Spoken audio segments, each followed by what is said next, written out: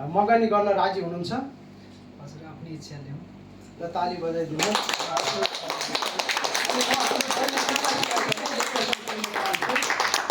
तपाईँ आफ्नै इच्छाले भाइ अरुण राईसँग पवित्र विवाहको बन्धनमा बाँधिनको लागि मगनी गर्न राजी हुनुहुन्छ?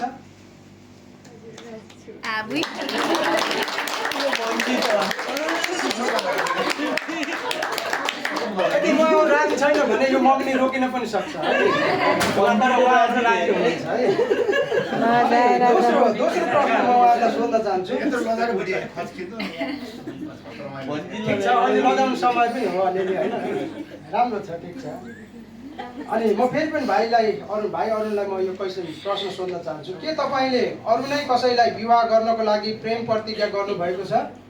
सुन्नुहोस् है, तपाईँहरू साक्षी हुनुपर्छ। छैन अरे, हालेलुया। हाम्रो बहिनीलाई पनि सोध्न चाहन्छु, के तपाईँले अरू कुनै कसैलाई विवाह गर्नको लागि प्रेम प्रतिज्ञा गर्नुभएको छ? अनि तेस्रो प्रश्न फेरि म भाइलाई सोध्न चाहन्छु। 3वटा प्रश्न हो, त्यो मध्येमा तेस्रो प्रश्न, के तपाईँ पवित्र विवाहको निम्ति विवाहको दिनसम्म स्थिर भएर तयार रहनुहुनेछ? म तयार रहनेछु। बहिनीलाई पनि म सोध्न चाहन्छु, के तपाईँ पवित्र विवाहको निम्ति विवाहको दिनसम्म स्थिर भएर तयार रहनुहुनेछ?